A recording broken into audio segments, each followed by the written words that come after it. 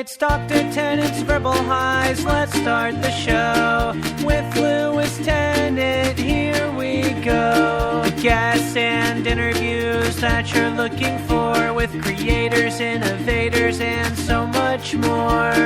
For all episodes and further info, verbalhighs.com is the place to go.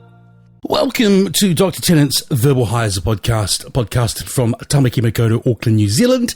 My name is Lewis and I am the host of the show. Kia ora. And today is episode 120 with Hot Dub Time Machine, aka Tom Lowndes. I'll talk at some length about our chat in a second.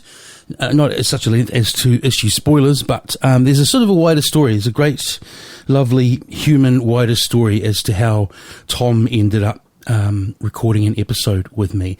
Hint, it's to do with us having a brief but very powerful friendship many years ago. We say many years ago now that we're middle-aged men. Although I don't really feel, I'm technically a middle-aged man. I don't really feel like a middle-aged man. Tom's pretty much a sort of a super DJ touring the planet, so he doesn't seem like a middle-aged man. I don't put sunglasses man emoji in my texts. You know, that's cool. I don't put cool sunglasses guy in my text to my messages. Oh shivers! I can't see properly out my glasses. I think I've got a smudge of Blistex on my. That sounds like a paid. Wouldn't really be a paid plug, would it? Why would you plug having Blistex on your lenses rather than your mutilated lips and your fingertips? I'll track through with one eye and a Blistex smear. That all sounds like song lyrics. It's very early in the morning here. I often talk about how I struggle more with the intros than the actual conversations, and in true fashion, I have a list of stuff here which I've not even covered off yet.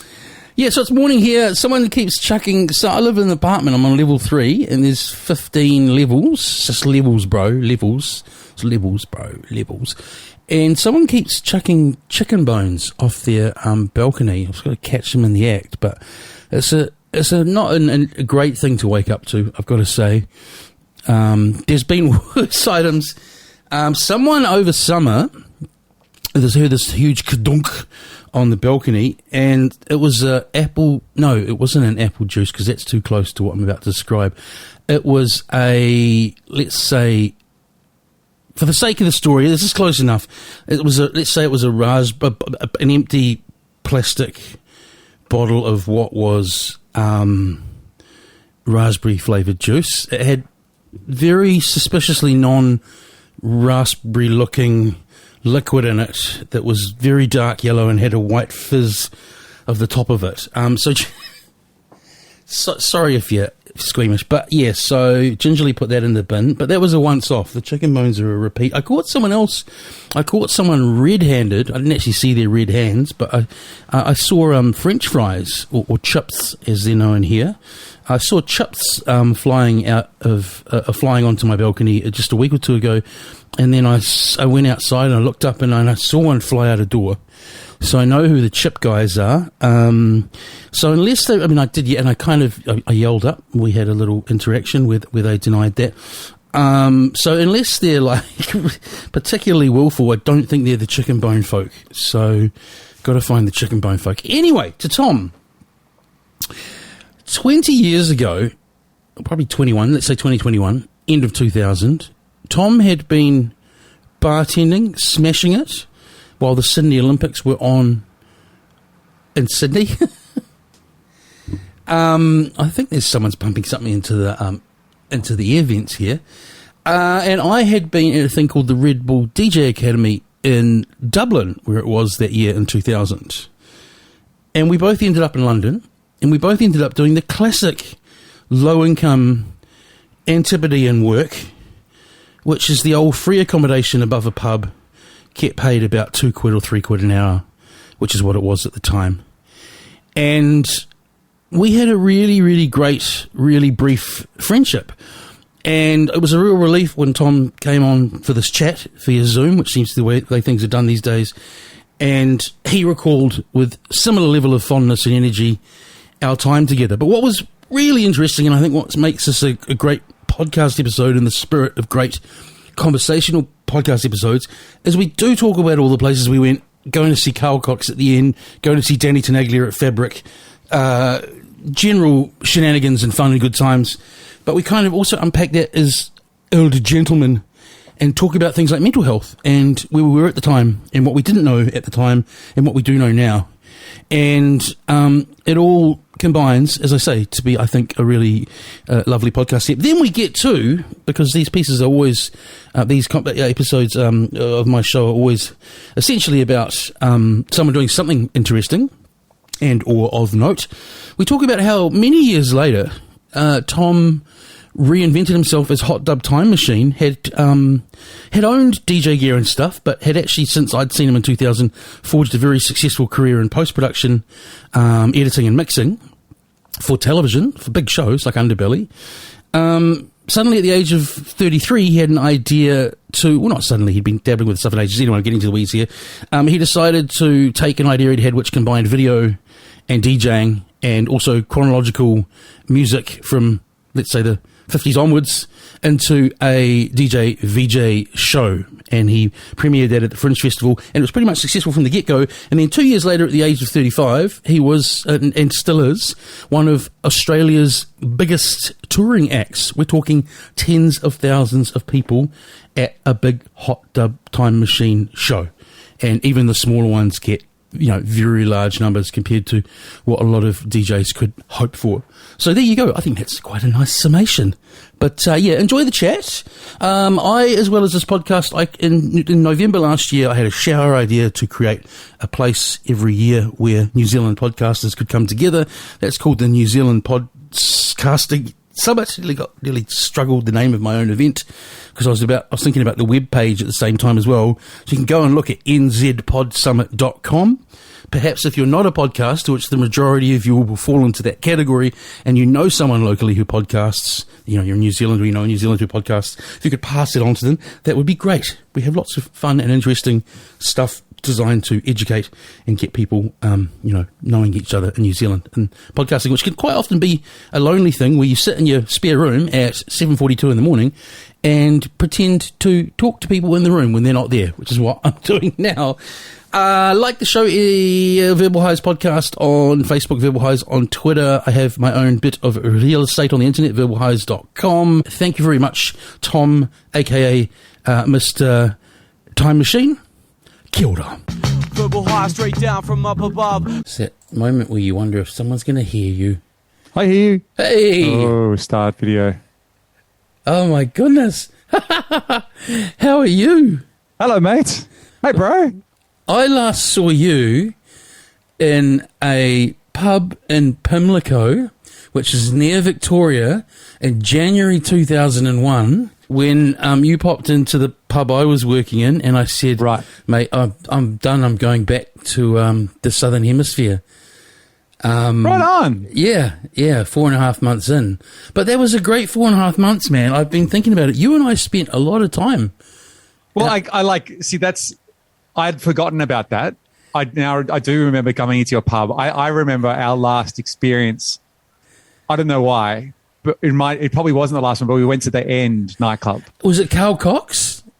It could have been Coxie. Yeah. But we went to we were excited about it, and we went to the End together, and I think we got bad drugs. And I had so much chutzpah then. Oh my, this is so great. You remember this stuff because I was going to go on. But yeah, I think and there were all the other ones. Like I credit you as so much of my. It was like you gave me a whirlwind introduction to a huge amount of stuff in that time. Man. Oh, that's awesome, bro! Go to see Giles Peterson at like Bar Rumba. I had no idea who that was, and that opened my mind to a huge world of like it's a worldwide. This is a great start because I'm like, either Tom's going to remember that he and I had this great few months together in London. Of course, dude. And like, it was fucking great. I remember it really well. Or it's going to be like, he's going to think like, oh, he's quite over the top about those days back I think then. that like, it was Okay, so you know, to start the story because I remember the first time I met you. So I arrived in London in the year 2000. I stayed in Sydney for the Olympics and bailed over to London. Got a copy of TNT magazine and looked through for a job in a pub. Found a job in the pub. Went in there and got the job. Awful. We can get into why that job was awful. It's on my list, mate. It's on my list. But then I got showed in, and I was sharing a room with this guy, and went in there and met Lewis. Yeah, and you were over there on a Red Bull DJ thing, weren't you?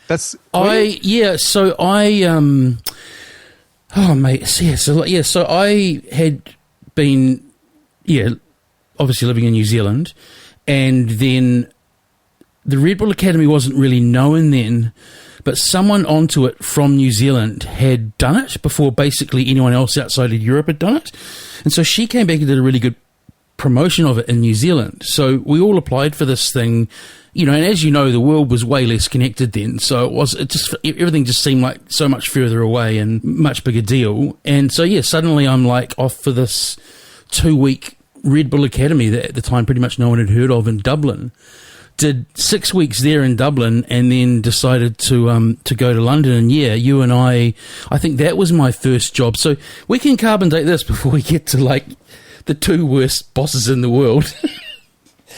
I remember I landed in, because I can't remember how long, between us, we can get 20 years old memories put together properly. I landed in London on bank holiday, which is August, which is Notting Hill Carnival weekend. Right. Do you remember when you got there? August or September? I don't think I got there till, well, I know it was after Sydney Olympics. So it feels like, I think it probably was around September maybe. Yeah. Because because I remember I think I was only in London for because then in December I got a new job at the new pub, and then I was on a whole different experience. Yeah, I remember the last thing you told me is like you actually landed on your feet there, and it was a really good social scene, and you were all off on a bus somewhere or something. Mate, it's still some of the best friends of my life. I should have followed you, man. We went up to Hogmanay and did New Year's Eve in Edinburgh, and then I spent another month there, and then I went and worked on boats in the Mediterranean. And so not through that you didn't stay working at the pub. You mean you were all such a tight crew at the pub that you ended up travelling together? We were all such tight mates there. Yeah. And then we all came back and lived in a share house together in Sydney. You really? So all Australians? Still some of my best friends, yeah. Oh, that's awesome. But I think back to why of course I remember these things. It's just, isn't it amazing?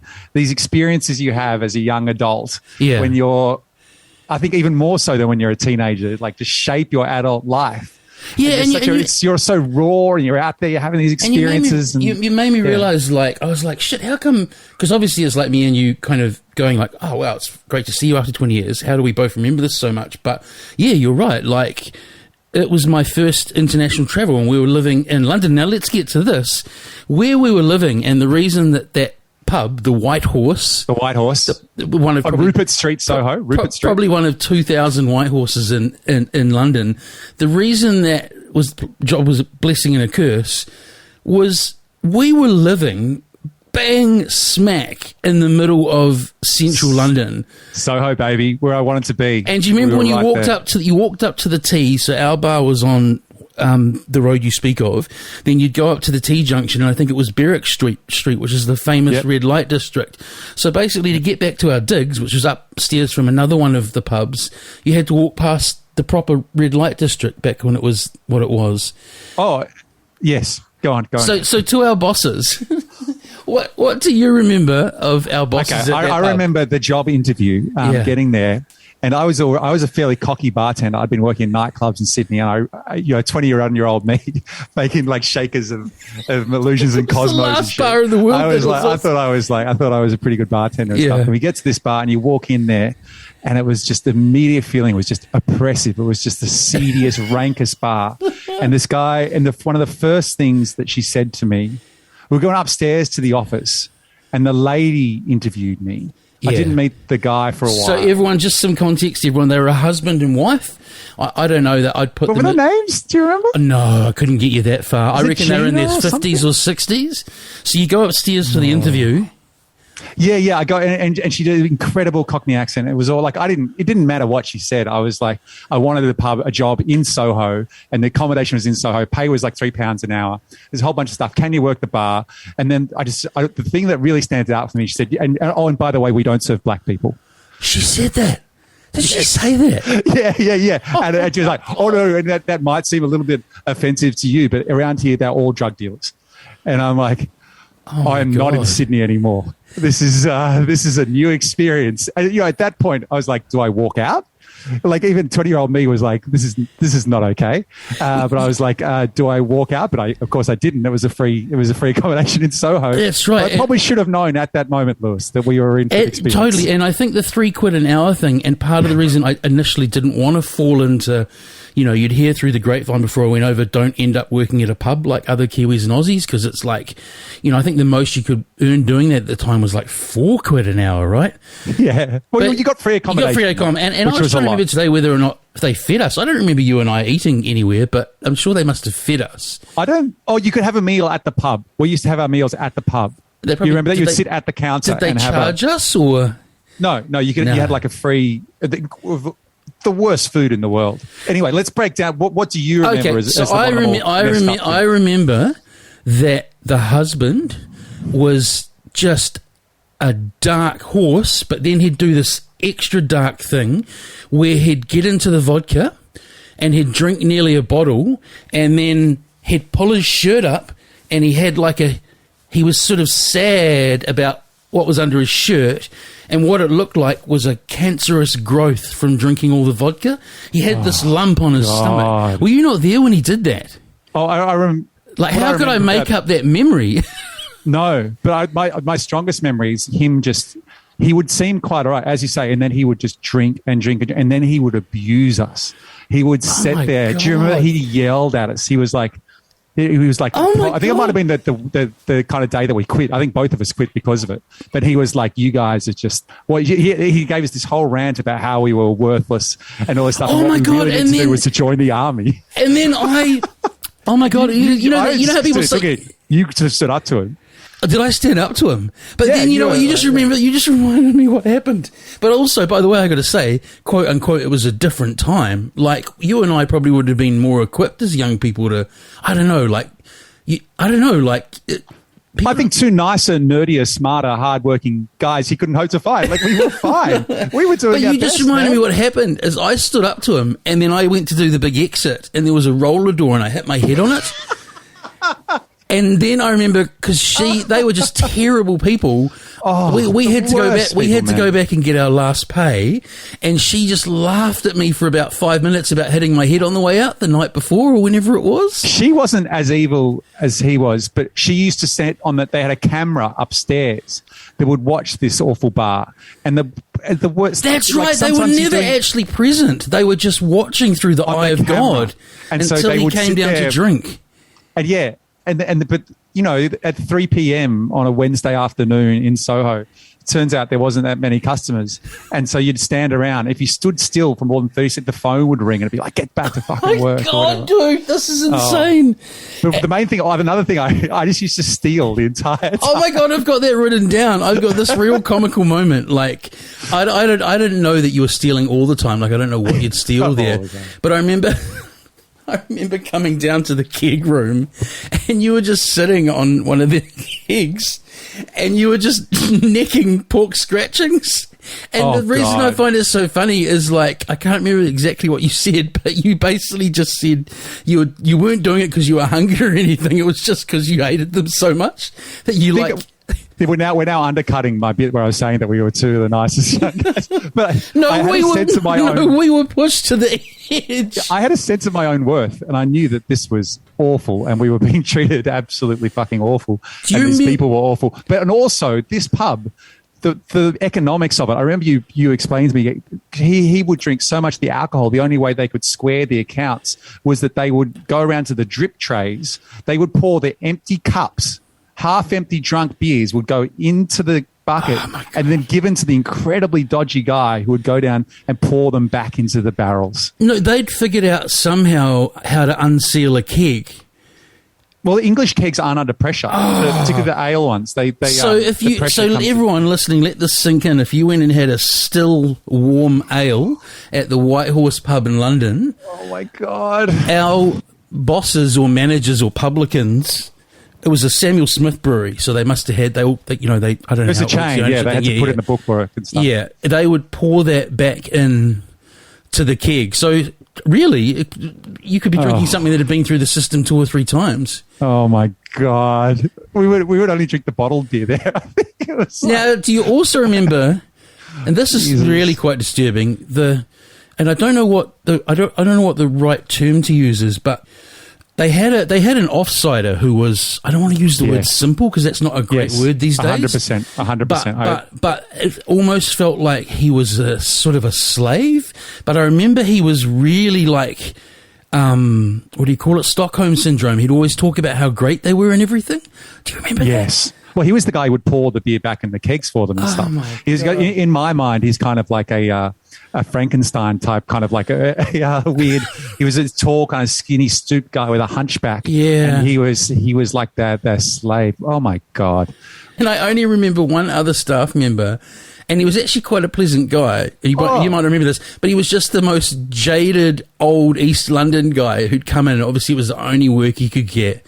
So it was me, you, him, their sort of gimp, and those two. Oh my God. I think one of the most intense experiences that happened there, and I was quite thrilled by all this Dickensian. I think we saw the last that's so good. Yeah, it's the last. We were there for the last outpost of Dickensian London. I doubt that pub exists anymore. You see the picture I sent you? Yeah, that's the inside of the pub. No, it does. It's like I mean the pub. I know it exists. Every time I'm in London, I go to it and I walk past it, and I always have to go to Rupert Street. This is a seminal time of my life. Sorry, I cut you off. What were you saying about it? Oh, sorry. Okay, so yes, I was thrilled that all this was happening. I was living out I was very into On the Road by Jack Kerouac. Yeah. These are the experiences that I'd become a backpacker to get to. And we were behind the bar one night. And because in Sydney, responsible for alcohol was a real big deal. If you saw someone falling asleep in a bar in Sydney, you had to kick them out. And it was a big deal. You could get in trouble with the police if someone passed out in your bar. And so it was drilled into us to do that. But in this pub in London, I was standing there behind the bar. It was like 10 customers or something. This guy was just like, you could see he was nodding off. Yeah. And even using the word nodding off now, I probably understand the context of why he was nodding off better. Yeah, because there were lots of yardies around there selling gear. Yeah, I saw a guy like kind of just falling out. And his head hit down and he went like that. And I went over to him and I'm like, I don't know what the hell, a 21-year-old bar, but this is what I thought my job was. And so I went over to him and he was kind of falling off the chair as well. So I thought I should show some care. I went over and like shook him. And I was like, man, you need to go. And he just kind of fell further. And I like shook him again and he fell further. And I'm like, what the fuck? Is this guy dead? Am I going to have to do CPR? It was a really intense thing. I grabbed him and he was kind of on the floor and then like all of a sudden he was like, and like got back up and sat there and I was like, do you reckon you accidentally pulled someone back from a near OT? Well, I think he wasn't booze, right? He had like a friend who was there, who was also zoned. She was so zoned out that she didn't really notice and I was like, dude, what? I got my 20-year-old lady, like, man, what the fuck happened? Like, are you okay? And she's like, it's okay, man, it's okay. I'm like, I think you need to go. And they're like, no, it's okay. And you know what's funny about that? I just realized the one time the phone doesn't ring or they don't come down is when something actually like you really need help with's happening. Yeah. One of my best one-liners I remember there was you complaining about how bad the job was, and I was like always buzzed on how old London was compared to, the whole of Europe is compared to New Zealand and Aussie, and I was like, dude, someone like us has probably been standing here for about as long as since New Zealand's been colonised, complaining about this job. Yeah, I remember. Yeah. I remember. You remember that. It's great. And then, like, lastly, I realise now, 21 years later, that's crazy. When we moved in to those digs above the other pub, there was no one in that room. So I reckon people just quit. We were probably... Well, there were people there from the other pub, weren't there? There was a really nice two American dudes. There was an Aussie chef next door for a little while. because there was another pub that was like the Red Line or something. There was two American dudes who I got to be quite tight with. Yeah, We weren't there long, eh? I reckon. Did we work there 4 weeks through all of this? It wasn't long, I think eh? it would be 4 weeks max or whatever. But in Yeah. that time, mate. Well, okay. Seminal clubbing memories from that time that we experienced together. Did we go to Danny Tenaglia at home We together? went to Danny Tenaglia at home, one AKA Leicester one of the Square. greatest gigs of my fucking One of the life. same, totally. Great. Glad you remember it the same way as well. He was incredible. The sound system was on point. I think we were on very We good were ecstasy. off our heads. And there was a whole lot of really beautiful women there. But often with that sort of scene, with what I mean with those kind of women, is it doesn't go off like a proper dance party, but people were getting down. Oh, dude, I was on the podium having a time of my life, man. That was great. I think Danny Tenaglia at home all time. And he played, same, and he played for hours, eh? Like he played, they At must least have one of 6 the hours, only long licenses in London at the time, because it was very different then. I think I was already, because of the Global Underground things, like I think I was already big on Danny. Yeah. So, but you introduced me to like a whole, I don't think I'd ever really hung out with a proper DJ before, like ever. Yeah. We were ravers. We didn't particularly in Sydney at the time. He didn't cross. Yeah, like you're saying, so I'm going the like, line. okay, we're going to Giles Peterson on a Monday night. Who goes to No anything? idea, But that's at London, all. you know. And, yeah. oh fuck, I couldn't have loved that anymore. Oh my god, you used to go into the booth with Giles, talk your way in. Me? There. Yeah, you don't remember that? No, did I? Yeah, Far I remember. out. Okay, you used to go and hang out with Giles. That's chutzpah I don't have now. I think we only went there once. I wouldn't have hung out with. Yeah, I would have gone in and gone. I don't know. Can't remember. No, I think we went there about 3 times. Is my memory. That's why I've got a really close-up photo of him still. No, we went there a couple of times at least because I just thought it was the greatest thing in the world. Like I loved that. I couldn't believe that you could go to a nightclub On and Monday, listen yeah. to jazz music. And then, yeah, and then we you never in went there. that same venue on Tuesday for years, and it would have been big around then. But I don't think we went. That was the big drum and bass night in London at that venue, was Tuesday nights. Right. Yeah, Danny Tenaglia, the end. Maybe we went there twice. One of them was Carl Cox on 4 decks. Yeah. I Back don't to remember. back to the ecstasy again. Yeah, I had the chutzpah again where I'd ask strangers, or maybe these Anyway, I got caught up in the dumb tourist thing where 2 huge yardies sold me gear, and Yeah. again chutzpah when we realised it didn't work. And I still remember this line to this day.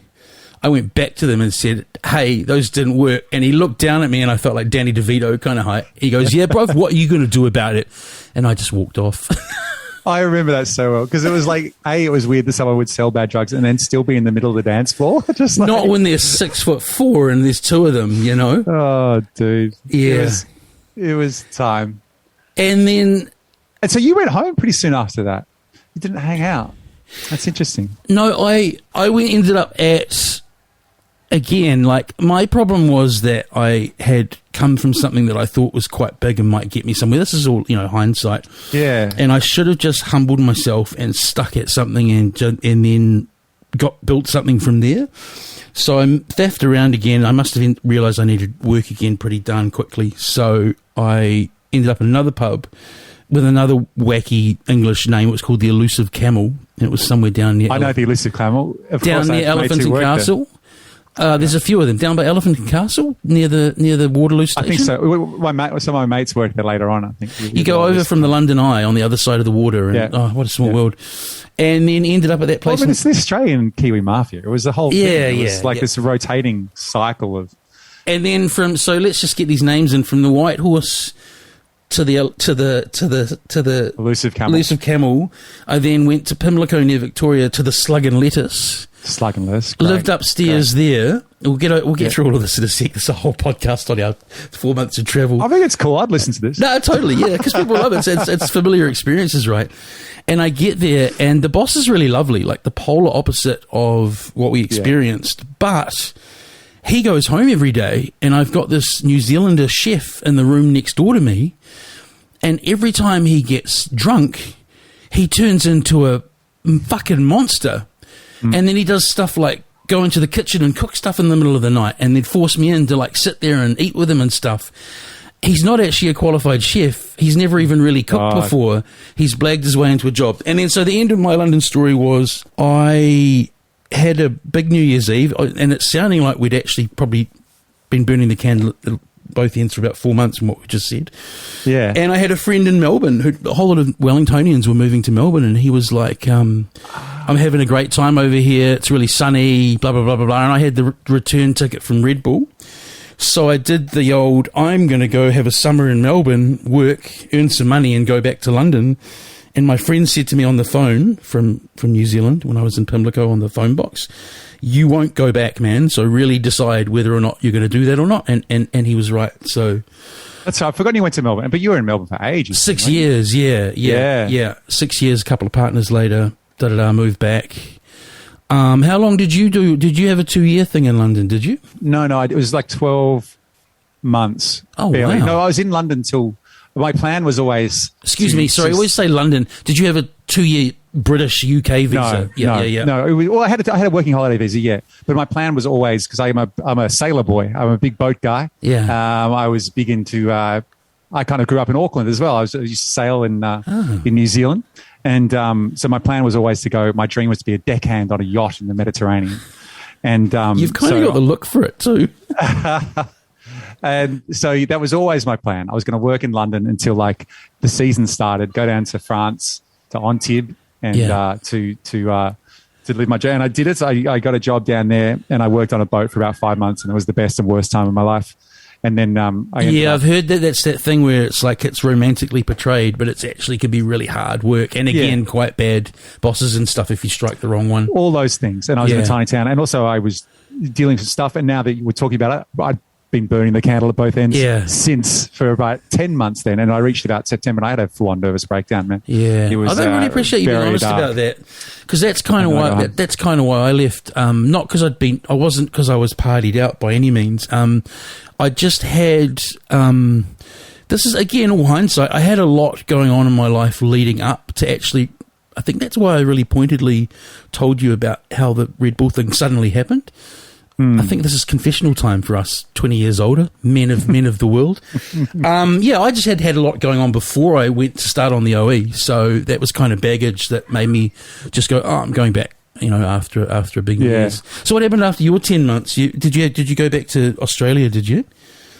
I did. Yeah. I went back to Australia and dealt with I was having rolling panic attacks, man. Oh no! It was a really bad time. I was like, and in retrospect, it was the turning point in my life of when I got my shit together, because I came home and I got on medication and which I've been on ever since. Oh, wow. So this is 2001. This is a long time ago, eh? Indeed. Yeah. Indeed. Yeah. But lots of... And then... Because I think the breakdown was I was very, very lost. And I needed to go home, but I didn't want to go home.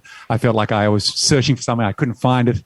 And I just didn't know what the hell I was. Jesus, it sounds like you and I were in very similar boats, but you'd never speak of any of this back when you're that age. They say like younger people are more open about mental health. Now, I don't know. I still don't know whether 2 whatever year olds we were would, because I don't think even how do I explain this better? I don't think you're even fully formed in knowing all of the stuff that we know now to tell each other. I think the thing that I had was that I was full of bluff. And I do understand where you're coming from. Yeah. For me, my problem was that I was quite addicted to bluff and lying and things like that. So I probably would have told you a whole bunch of stuff that wasn't actually real. No, I don't remember you being a bullshit artist. I'd remember that. No, but I was quite good at it. You might not have noticed. But it was like... And it was, and that's the kind of thing that I think is very hard now that you have, because as a kid you lie. Yeah. And I think becoming an adult is, when you're an adult, you know that honesty is what it's all about. And I think that's when you're truly an adult, is when you stop. Well, if you're a kid, you do. If you're a good adult, I think there's plenty of adults who keep lying throughout their lives, man. I think you're saying if you're more fully formed. I think maturity is honesty and stuff like that, and I think it relates to what you're saying about young men and those things. I was always projecting a thing, and it all kind of crashing it down around me. Can I play devil's advocate with it? Donald Trump. What about Donald Trump? Yeah.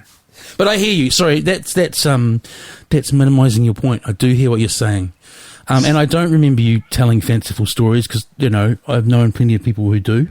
So, yeah, I don't remember that at all. I remember, you'd been really smashing it at Hospo in Sydney. Your favourite DJ at the time was Nick Fish, who I've since Googled, and your email address was youraround@hotmail. Yeah, mate. Yeah, still you're around at Hotmail. Still using you're around at Hotmail. I can't even get into my Hotmail now. I was actually looking back because I still act. I was going to do a quick search to see. The problem was with the old Hotmail, you had a 2 megabyte storage limit. Yeah. But I probably still have some emails from you from back. Great. I used to keep all the emails from like my girlfriends and things like that. But Nick Fish, man. So Nick Fish is the Sydney. Yeah, I've Googled him Sydney since. racer. It's funny what you remember. He's still around. Massive. Yeah. But he ended up selling me some gear. He worked at a DJ shop, which I was sponsored by for a while. This is quite a turnaround for me, Lewis. What do you mean? Well, Nick was selling. Yeah, right. Yeah, I did. Sorry, gear. yeah. That's what we need to get to, actually. So you get back in 2001. If you wanna, we can keep talking about 2000s, mate. What else have you got to tell me? You've told me you had a breakdown. I've told you I had a big New Year's, and I want to know what was going on for you before you went to London, man. You kind of alluded to it, and then you didn't want to. I had moved from one city to another. I'd been a big fish in a small pond in Wellington, in that I'd done breakfast radio on kind of our countercultural station. It's actually a student station originally. Okay.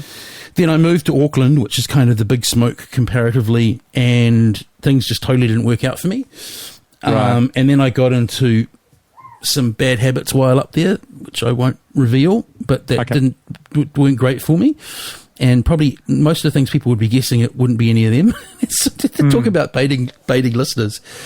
And then I came back to Wellington and had a few months back there, and then the Red Bull thing kind of hit, as I say, and it's like, right, okay, make a whole lot of money to travel really quickly, and will you jump on a plane long haul to go that sort of overseas for the first time, because I'd been to Aussie and stuff, but short haul's different.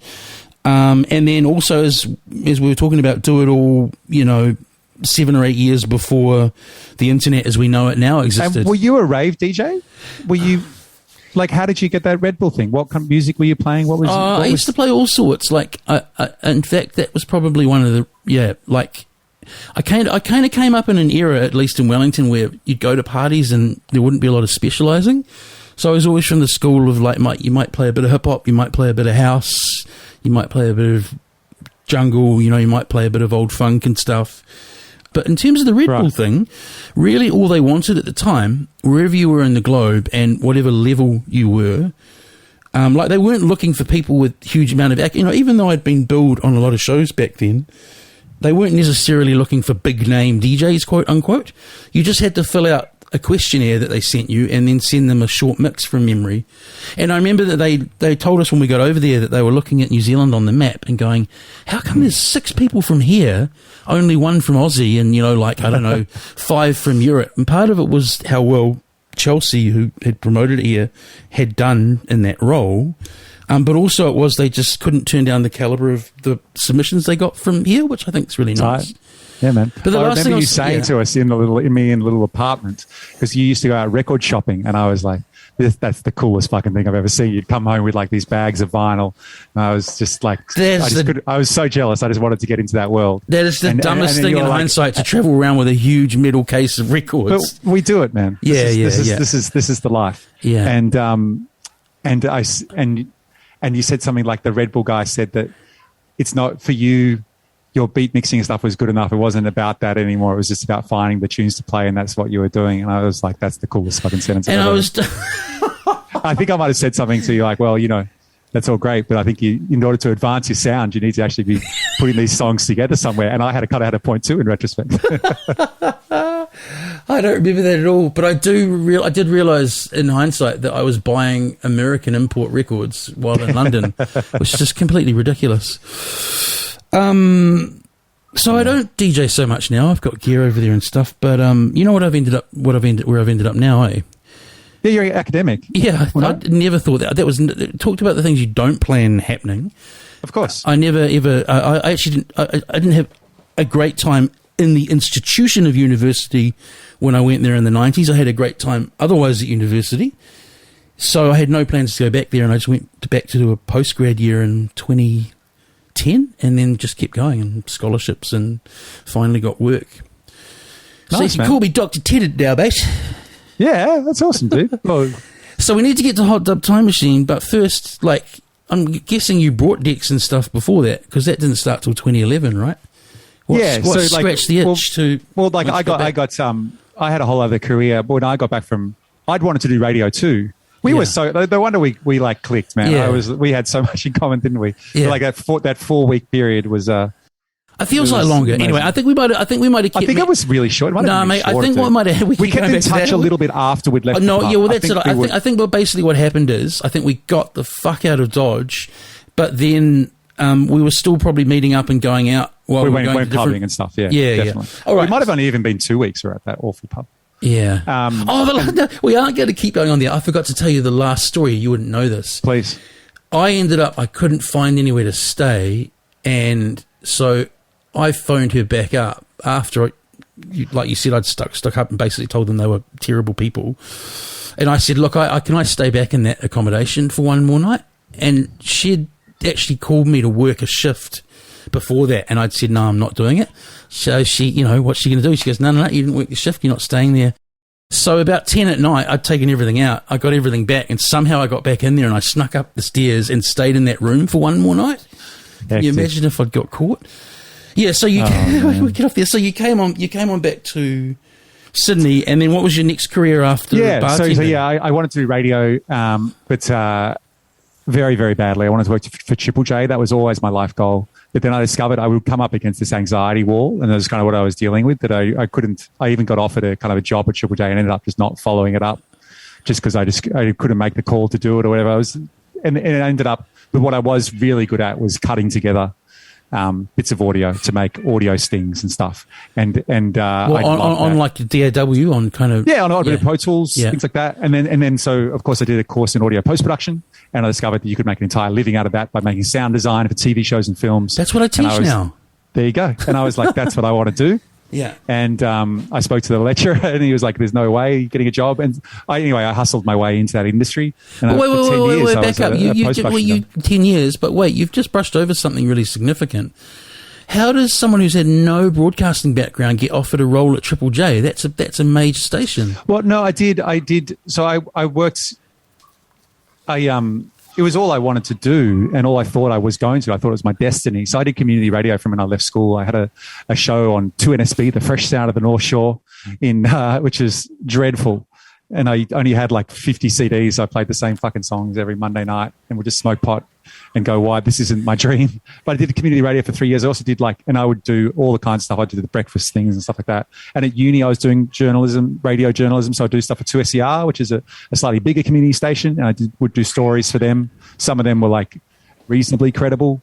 And then when they were putting together a show, I just used to email. I was just very big on that hustle because you didn't have to ring people. I was fine with an email. So I emailed Steve Kinney when they were putting together a show called Hack, which became a big thing over here. Yeah. And I was a young journalism graduate. Yeah, I know. Hack ran on Triple J for years, eh?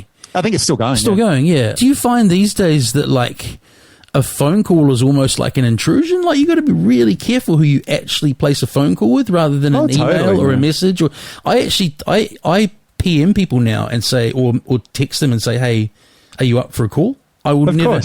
Of course. Do you ever just, except for your mum or whatever, or your family, do you ever directly call anyone anymore? Well, absolutely, of course, and because you don't answer a call that's not. I think that's the big difference. If a phone number comes up that's not in your contacts, you're like, it's spam.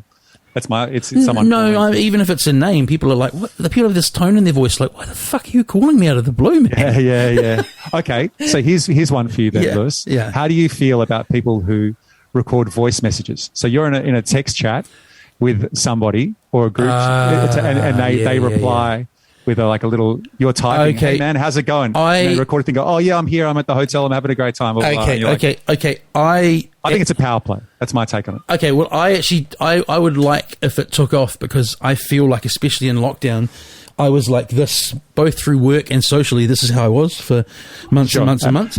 Lewis is leaning down to his phone. Yeah, that's right. So that's a radio guy to do that. Theatre of the mind. So I really like doing it. And I did it for a while, but then I think I realised I was bugging a few people.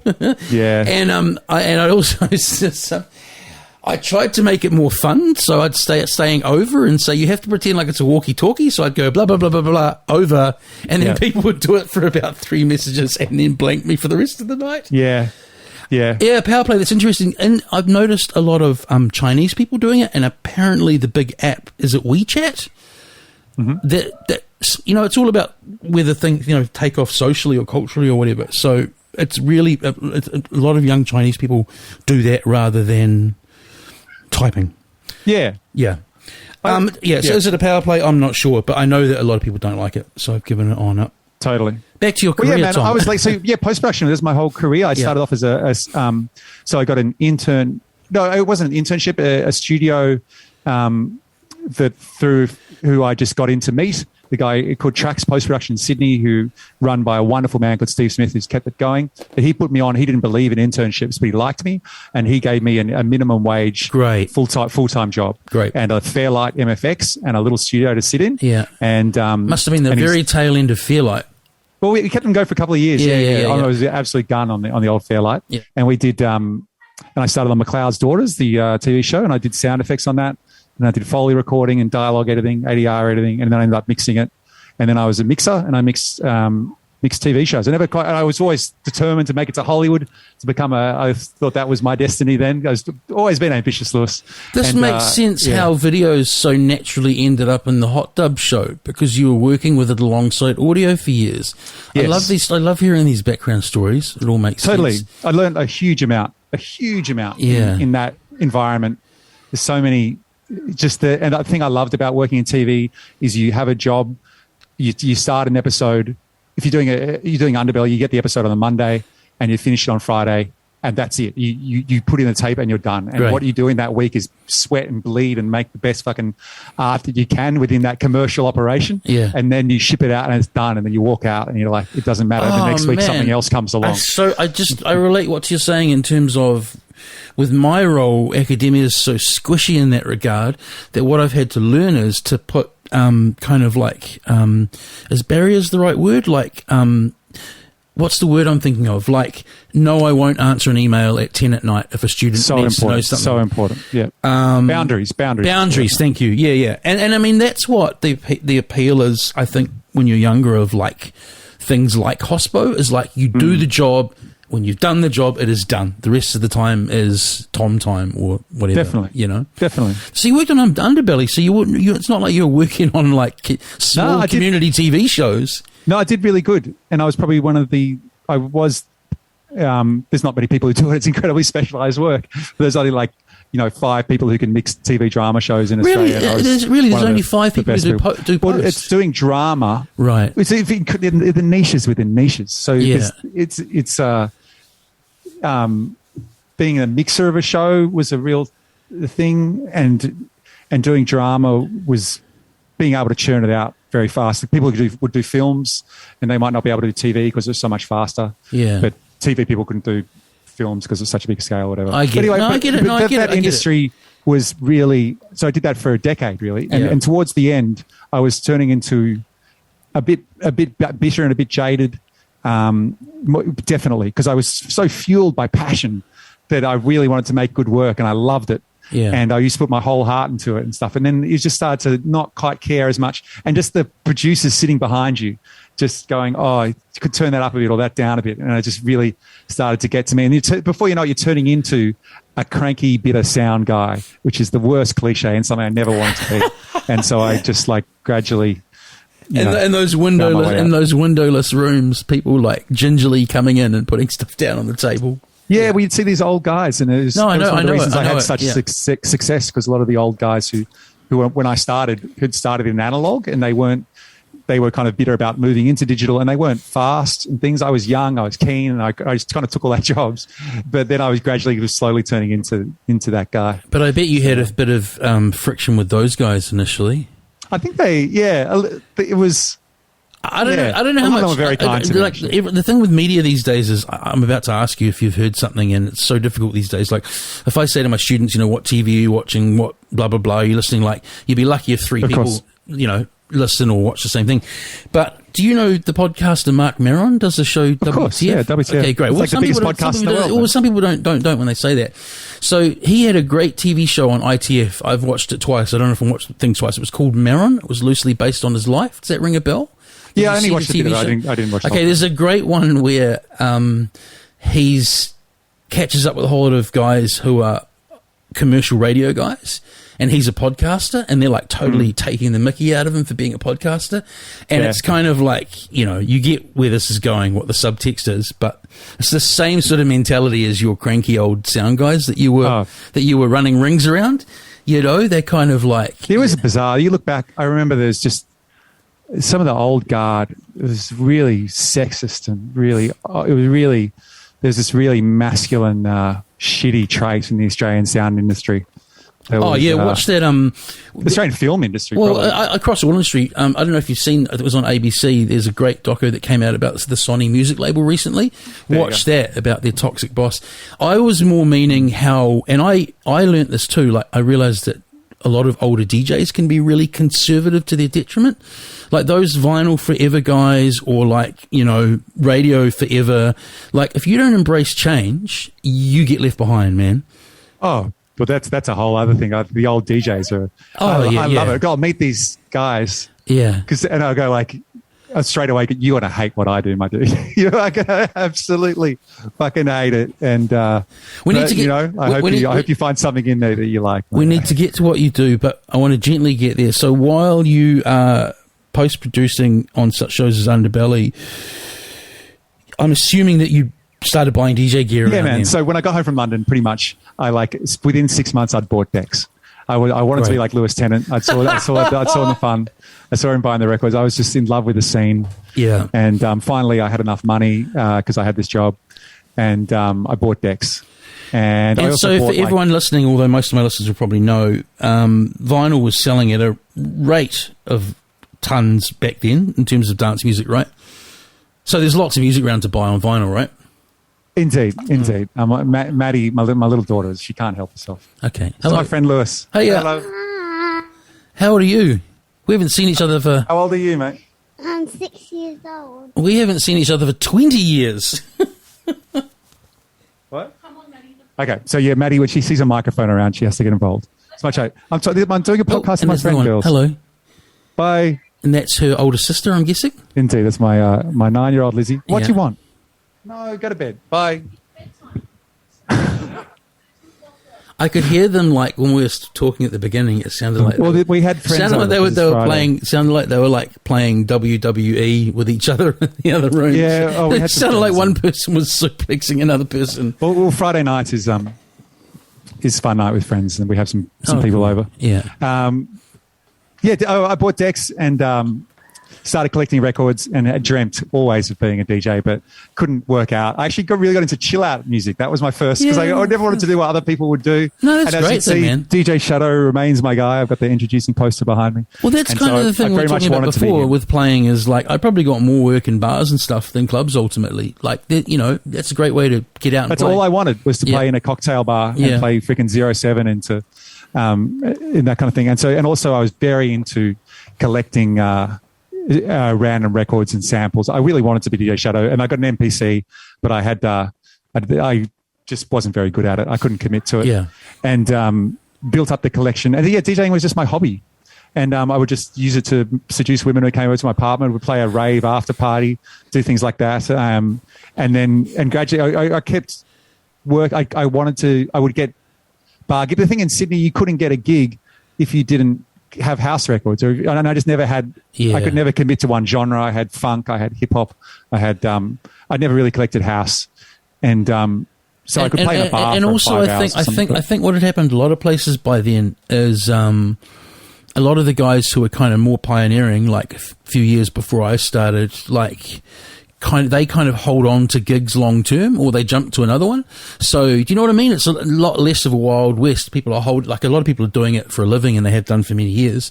Yeah. So to try and get on that circuit, the way to do it is probably find somewhere local and just say, hey, who's never had a DJ before. But anyway, Oh, my thing is like, I think I'm so grateful. I think a lot of the people who were successful DJs in their 20s burnt out. Yeah. And particularly people who got gigs in bars. One of my best friends, I don't see him that much any often, my mate Lloydie, was a huge influence to me as a DJ, phenomenal DJ. And he would do 8-hour sets on a Friday, Saturday night, all vinyl in pubs around Sydney. I would just go, this guy, and I'd go and watch him play. He was just so great. Yeah. But he really burnt out. It just killed him in the end. Yeah. And it just like, when I first got the Enmore Theatre, like the big, our home ground here in Sydney, 2,000 capacity, I was like, I'm going to get Lloydie to open for me.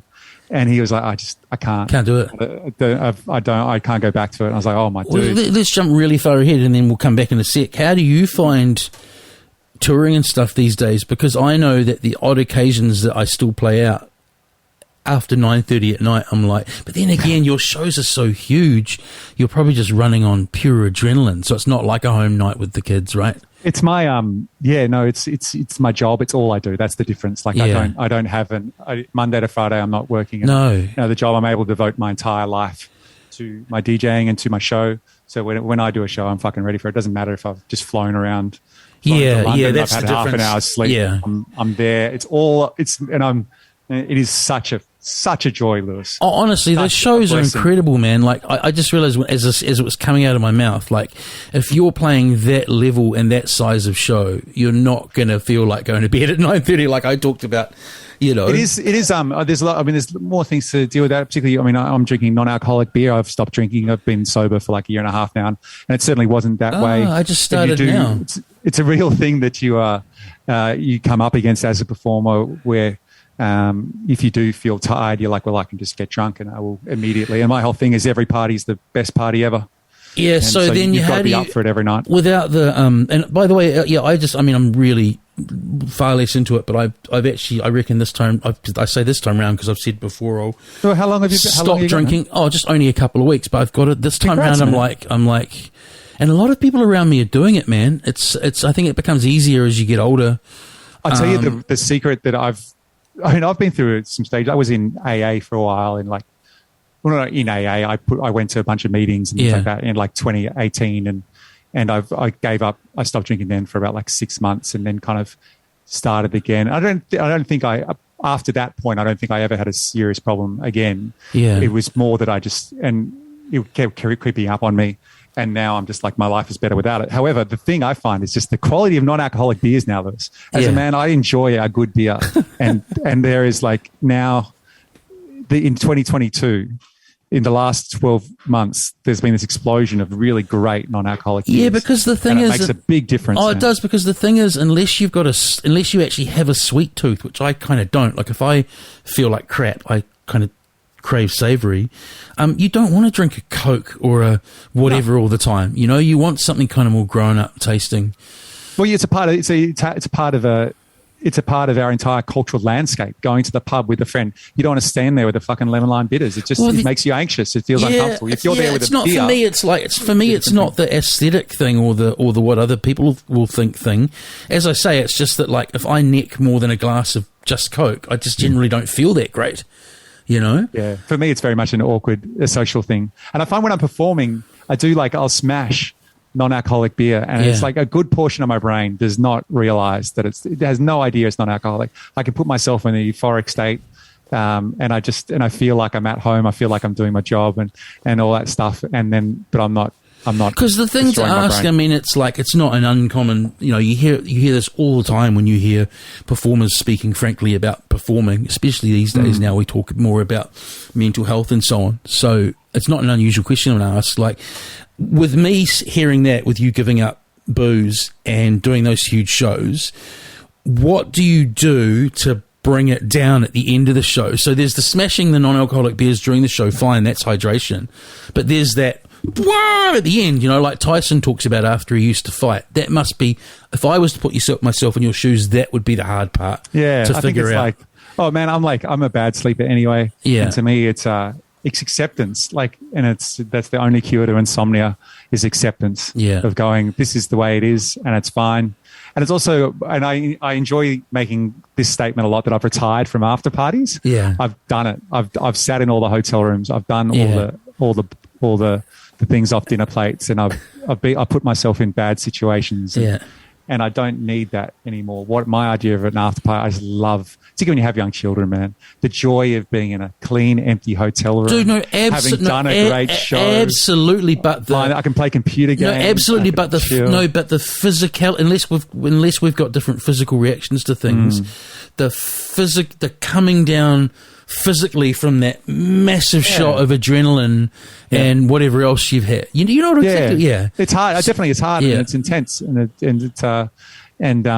sometimes when I find it extremely hard to deal with someone who is very conscious of my headspace. Sometimes you come off stage. If you come off stage drunk, pretty much every time you're like, that was the best thing ever. Like, that's just what I did for years. Absolutely come off stage drunk. Let's go party. Another 12 hours, whatever. The party continues. And that sort of thing. Sometimes I come off stage now and I'm just like, cool. That's done. And it's really a bummer for the people around me. They're like, didn't you have fun? I'm like, no, I did. It was the best thing ever. And now I'm completely drained. I've used every drop of energy that I possibly can on there. And I'm going to go back to a hotel and play Civilization. And I bet that, not that they were shabby beforehand, I bet you're doing better shows now. Totally. I think it is different. There was an abandon that I built my career on, and I've got fucking stupid injuries. Like both my knees are fucked from jumping off things I shouldn't have jumped off, and my shoulder's gone from drunkenly, like absolutely throwing it out and things like that. Did you ever think that what you started when you started it in 2011 that we haven't even talked about yet would become, from what I can see, one of the biggest Australian DJ touring acts? I mean, that's like saying I'm going to be a rock star or something. It's wild, isn't it? I think, and from an academic... And you are one of the biggest touring Australian DJs, aren't you? If absolutely. Not the biggest. Yeah, I think if you define as a DJ as someone who plays other people's music, then there's no one who's ever... aren't there many people who's come close to me. In Australia? Well, absolutely. Most people are producers, and that doesn't. Someone like Peking Duck are obviously a big act than me, and they're great DJs. Or that there's an Australian hard house DJ, a female, that does really well. There's in terms of, if we're going biggest, see, there's the So yeah, obviously I'm very happy to be. Yeah, but yeah, I am proud to be someone who. I remember I was reading a DJ blog. A Red Bull thing on the top 5 ways to become a DJ. It's popped off my feed. Is this before you were a DJ or no? No. It was only a couple of years ago. And I remember one of the first things was like, you have to make music. You cannot have a career bullshit as someone who just plays other people's music. And I do think it's bloody wonderful that I managed to buck that trend and make a thing. Yeah, so but you were saying back in 2011, did I think that? I think it's a wonderful gift that all DJs have, and I'm sure that you have and have. And done it. When you're DJing in your bedroom, which is where you spend the vast majority of your time as a... I've been DJing in my bedroom for 20 years. I know, but in your head, when you first started, you were imagining you were on a giant stage. Oh, isn't there a film? Isn't there a film where that's actually a scene? Like, I'm sure it's one of those British, rave culture films. Is a young guy in his room. Yeah. Might even be Human Traffic. It's like every American thinks that they can become rich. It's the American dream. Every DJ thinks eventually they'll play at the main stage at Field Day. Somehow, so amazing. But, I think the thing I find interesting your take on this as an academic and as a former DJ and as a very intelligent man. There's something about Hot Dub Time Machine that I came up with. It was the right idea at the right time. Executed in the right way. It's bizarre that it's one of those things that it's incredibly simple, and you go, why didn't anyone else do that? Why didn't it? Because it's chronological, putting a bunch of songs in chronological order, performing using the AV DJ software that no one else was using to its potential. Well, I think part of the reason is, and this is why text-based communication is not the best, because it backfired on me what I meant. And I look back on our chat we had before this. Oh, right. And so what I was trying to say was and again, I hope you don't take this the wrong way because it's meant to be a total compliment, is I'll put it to you this way. I had to think about it. I had another guest on this podcast. I've lost all sensitivity to like. No, so listen. Previously, I was listen. So I that's right. Yeah, probably drinking. So I had a guest on the show who's reinvented himself. His real name's Mike, but he calls himself Miguel, and when he's on stage, he is a Cuban called Miguel. Yeah, the Cuban brothers. Right. So Mike's from Palmerston North in New Zealand, and I had him on. I hadn't met him before. We got on really well, which was great. And I said, how did all this come about? And he said, well, I was really, really into dance music, dance culture, going to raves, 90s, blah, blah, blah. And then he was like, late 90s, for me, everyone just got so serious about everything. Yeah, and definitely. it became so what I was meaning is what you've done is you've taken like basically a whole lot of pop music, although I know that's not all you play, but that's a big part of it, right?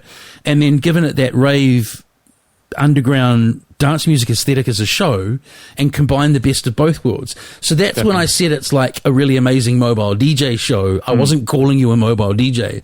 I was saying you've actually done something that you just said. Why didn't anyone else think of that before? Is it clearer what I meant now? Oh, totally, man. Yeah. No, I do. It just happened to be. It was also a confluence, I think, between me and my second manager, this guy Chris Murray. So I exploded into the fringe festival scene. I started doing the AV thing, DJing with videos, and I came up with the idea for Hot Tub Time Machine, and then I put in fringe festivals and found a niche there. You didn't start Hot Tub Time Machine. You started Tom's Video Dancerama. Indeed, Tom's Video Dancerama. This is a sidebar here. As you were looking at that thing, I clicked over to me. I was going to search for Lewis Tennant. This is the in my Your Round at Hotmail. This is the email. This is 30th of August 2001. I sent you, G'day Tiger. Where are you, my man? What adventures have been going on? I'm in London preparing to board my flight back to Sydney, which is a frightening fucking concept, believe me, but the time was right. Well, I see you down under, or you back in the north getting ready for another winter. Love your work, from Tom. You replied, you're probably going to get this way too late, but I'm seeing it at King's Cross right now. I wiped the email you sent me with your phone number on it. Mine is blah, blah, blah. See you here Sunday PM. Wow. So, yeah, I mean, it was quite emo when I told you I was going back then when you met me in the bar. And then as well as the crazy Kiwi chef who basically should have been locked up, had a Spanish roommate who was actually in my room, lived with me in my room like you did in the other room I was in. And he really nervously decided to read me something on my last day when I said I was going to the railway station. He actually ended up walking there, and he read me in kind of broken Manuel from Fawlty Towers English. What I worked out was some kind of like, I think he had a thing for me, and I think he wasn't quite clear of his own sexuality, and it was really awkward. It was really lovely, and he was a really lovely kind of gentle guy. And so that was the last person who bid me farewell. He walked me up to the turnstile gates at these experiences you have as a 21-year-old. Yeah. Partway through it, I realised what was happening. We were sitting in the little room we stayed in, but it was really like gentle and lovely and well-meaning. But it was so far off my page that I didn't really know how to deal with it. Of course, you didn't. Yeah. Anyway, I intentionally sidetracked us back to 2001. Then. Yeah. So 2011, you apply for this show in the Fringe, and again, I'm assuming that you. I mean, I don't know, actually. No, I'll hand that over to you. Was it a huge success from the very first show? Yeah. So, I had this thing, Hot Tub Time Machine, I needed to come up with a show, and I wanted to make it a time travel show. I put a post on Facebook. A friend suggested the name Hot Tub Time Machine. Then I made the show, a chronological dance party. And I'd never sold that. It was like 100 tickets to the Sydney Fringe Festival, and I sold them all. And that was exciting. And then, and it was immediately better than anything I'd ever done. Just the concept on its own of setting this whole thing up. Like the Hot Tub Time Machine starts with a big introduction, then you travel back through time, and everyone's on board. They're looking at the screens, and you're there, and then you play Rock Around the Clock, and literally everybody danced. And that's just not what happens as a DJ. You don't put on your first record and everybody dances. But I was like, oh, there's a magic. So you knew, that's great. You knew immediately, like, I'm onto something here. I did, and I think so. I definitely know so, because it was just better than and I've been working hard. I've been cutting down on the sound work. I was trying to make this video thing work. I was really determined that was going to be my DJ thing. Well, no, totally. And I think in 2011 that you probably were an early adopter of video for most. I mean, I know there were a couple of guys. There was Sampology and DJ Yoda. Particularly, it's DJ Yoda is the Don. I was going to say, no, but there's anomalies. There's people who've done it for a number of years. I mean, there's like Cold Cut in that even back in the day. But I'm meaning in terms of like Serato ending up with video capability and it kind of in the modern form. You would have been one of the newer people doing that, right? Oh yeah, and I was very consciously aping Sampology, who's an Australian DJ. But anyway, I needed to put my own spin on it. I found the spin. I did that, and then I through my TV contacts, a producer I worked with on a comedy show booked me at the Adelaide Fringe, and then in Fringe festivals. So I'd already had my niche, which I discovered was DJing for comedy shows. That was where I got out of and started doing some and really found that I could play the Mario theme. And that's where I got my confidence up as a DJ. And so I made Hot Dub consciously going, I want to take this to the Edinburgh Fringe. That was my goal because I'd already been to the Edinburgh Fringe and loved it. The great thing is that the energy of, let's just say a week, if a Fringe festival's a week or 2 weeks or whatever, the energy of doing the closing party or the opening party is huge. It's a bunch of people who just, so fun. It's like, I get that. That's what I kind of did before Hot Dub, doing those opening and closing parties, and it was great. But then I used to make a show that you could sell tickets to, and that was the thing that I did that no other DJs did. I get it. There were silent discos. Yeah. That was a big thing that would happen. There were the karaoke people. There's one of the big guys at the moment called Masayoko, who's still tour, who are good friends of mine. There were musical comedy acts, like the Axis of Awesome were a big deal at the time. But there was no one going, I'm a DJ. This is a show. I'm going to sell you a ticket for it, and it's going to be fucking great. With arguably a lot more preparation and crafting going into it beforehand. Because that was my next question, is that I'm guessing that do you just attach the whole video of the song to the song you're using, or do you actually craft the clip you're using to the clip of music you're going to play? Yeah, so I can never just play a song. Yeah. I go in and cut the video, and I try to. You can't just rip the thing off YouTube. You got to, even if it's like just a music video, you got to rip the thing off and put good quality audio on it, frame it, things. So and over the years, my library is built up. But yeah, am I guessing that you've bought a lot of, because everyone started getting rid of them, it's probably a blessing for you, a lot of dollar DVDs of great music footage? I did in the pre-YouTube ripping days. Yeah. And then I've just become, my whole art is just stealing things off YouTube. Are you sure you should be saying that publicly with the scale you're at as a show? But it is there's no, you're not breaking any copyright law playing. Well, you're probably more across this kind of thing. But if you're playing Vanilla Ice, Ice Ice Baby anyway, and you slap the Vanilla Ice, Ice Ice Baby music video over the top of it, it's not really you're not breaking any copyright laws. You're playing royalties for the song, and people don't. But you don't own the video. Why am I trying? No, but I don't own the song either. I don't own the rights to Ice Ice Baby. I'm paying the venue are paying the licenses for that. That's right. The hard thing. I mean, the ones that you are like, so ripping a bit of School of Rock and putting that across Whole Lot of Love by Led Zeppelin, and that's clearly you're breaking copyright law doing that. The thing that I've noticed on this though is that copyright law isn't something that is enforced without someone giving a shit. No, totally. I don't know if is there a Latin term for giving a shit in this? A listener will tell me. A listener will tell me, and I'll get back to you. Look, we could do an hour on this. Copyright law is just completely frustrating because even though it has been updated a little, the vast majority of it is written for a media environment from hundreds, well, not hundreds, but you know what I mean? It doesn't suit contemporary uses of media, both as consumers and producers and, prosumers or whatever. There was the live streams that I did mainly in 2020 and 2021, the COVID live streams that were gargantuan. At its peak, we had like 12,000 people watching on Twitch or whatever. But it's like, there is no mechanism in Australia or I think anywhere in the world to pay the musicians for that work. Well, the other thing was when I was kind of helping run and book DJs at a bar for a while in Melbourne, and we paid, it's APRA over here, is it? APRA, yep. Is it APRA there as well? Yep. And so we're playing, underground music, let's put it that way. And then we find out the APRA money mainly goes to big artists like Kylie and so on. Like, so you're paying and playing and booking and supporting Australian artists, and then the APRA money you're paying as a venue is going to all the big ticket artists mainly. It's so hard. It's biz. Anyway, let's stick to the fun stuff. Just quickly, a technical question though for my nerdy listeners. Bro. I read today that. Because I watched Serato video and I thought, wow, that's freaking cool. But I was just at a point where I was never going to get around to that because I hardly even DJ these days. But then I read that you don't actually use that. You use a separate software with Serato, right? You use Mix Emergency. So Yeah, what Mix was Emergency. why'd you give me the big Cheshire cat grin? Oh, it's just like I'm so happy to talk about Mix Emergency. It's Yeah, go on about it. So what was the problem with Serato video? It's not as good. So Serato. Well, have you interviewed anyone from Serato? I would listen to that episode. Yeah, I'd love to, and they're based here. You still keep an eye on things, and I've got no basis or evidence for saying this, but the vibe I got is Serato video never really took off for them because I don't really see. So Serato.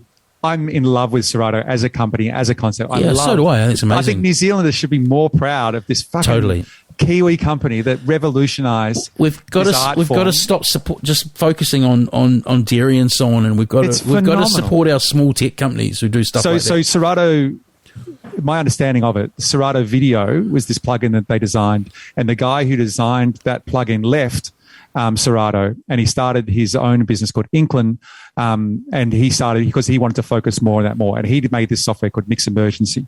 And so for a long time, Serato Video died because that guy had left, and this is because Serato wasn't a giant company in 2010. Not that it's probably that giant now, but he left. Pretty giant, man. So yeah, he left. This guy Nick started his own thing, and it just had so many more features and capabilities. The secret sauce that you would talk to other video DJs about, like, are you on the Mix Emergency? These days, there's no functional difference between Serato Video, Mix Emergency, or Record Box Video. They brought Serato Video back from the dead. and a lot of really good video DJs use it. My girl Yo Mafia, who's an AV DJ who I respect a lot, she uses Serato Video. I like Mix Emergency personally because it's my thing, and I also really believe in this guy Nick. He's a one-man guy who has this tiny company in New Zealand who makes this software, and it's just so you can map it to MIDI things. Wait a second, is this hang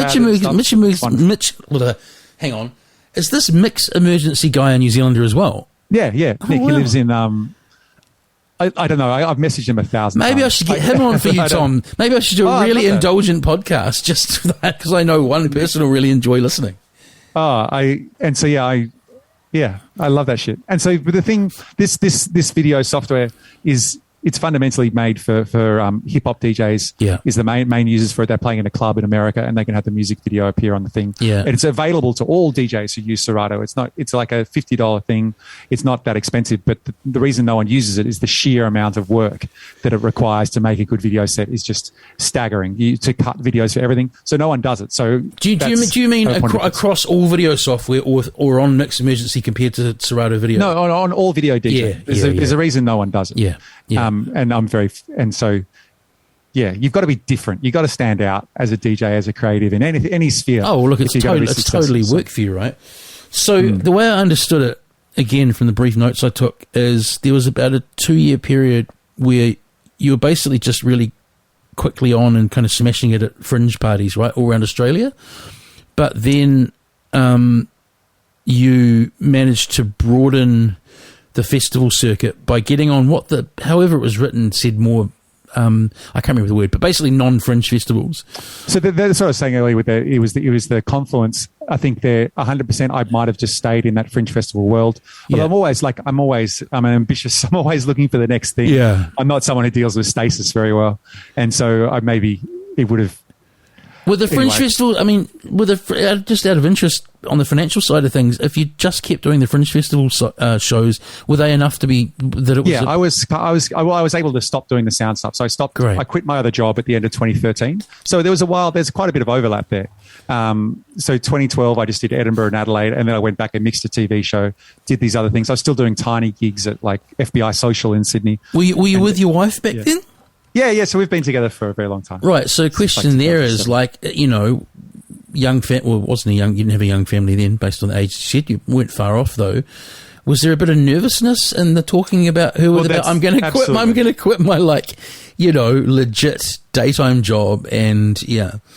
Well, that's very much the thing that we were saying earlier. Like, I knew that this was the best idea I'd ever had. I knew that it had, but we were having our baby, so we had Lizzie in December of 2012. So we started Hot Dub, ended 2011. We did the Adelaide Fringe. It went well, made some money, and then we had the baby, and my parents were giving me an incredibly hard time. At this stage, I'm 35. And you're going to be a DJ. Yeah, and I'm just, and they go, you need to buy a house. I'm like, what are you talking about? Like, we have no, and also it's fine. I don't need to own a house. I don't care. This is my life. It's great. Go away, mum and dad. We have $500 in the bank. It's going to be okay. Yeah. But yeah, then the second year, 2013 came around. I did the Adelaide Fringe again and Edinburgh, and I did, and over there I got a booker who, in the UK, who got me freshest gigs, and I started earning. And he was like, "I'll get you 30 gigs, each of them paying £2,000." And I was like, "Mate, sign me up." And at that point, how did you get the overseas connect from doing the local shows? Just because I was really big. Because what's that? Sorry. The Edinburgh Fringe. So I was. You went to Edinburgh, right? Sorry, yeah, sorry. So I did the Adelaide Fringe, and then and then it was always my goal to get to Edinburgh, and I got there. I just realised, the answer's clear, that all those fringe festivals are connected by virtue of all the performers that do the circuit. I get it. It is. It's a circuit, and it's a world, and I fucking love the Fringe Festival world. I recommend. Oh, it's great, man. I used to, when I was doing the breakfast show, I get a lot of fringe performers up because of the sort of station we were. So that meant a lot of tickets to stuff. I just go to all sorts of weird and wonderful stuff. And then, funnily enough, we used to do a big party to close off the Fringe down in Wellington. I did the Buskers Festival in Christchurch a couple of times. That's a good Kiwi festival. Right. I enjoyed that. How did you? Oh, you did like the closing party for it or something? No, it was just like they put me on a ticketed in a hall. It was just like another. Cool. They just booked me as a. Have you ever played Auckland? That's the thing, man. It's bizarre because you were about to this year, and last year it was cancelled because of COVID, right? I think I have a number of theories on this, mate. Because of course I want to play Auckland. Like, as I say, I went to school in Auckland. My sister lives over there. I lived in Auckland from 88 to 94. Wow. When you born? 78. Oh yeah. So I was there. They're very formative years, from 10 to 16. Yeah. A lot of it, and I've still got a huge amount of friends there, and so I keep going. Am I going to go to Auckland? And I'm pretty confident. But what's happening? I can sell. I had 7,500 tickets sold to a single night in Sydney in 2020. I reckon I could probably sell about 7 tickets in Auckland.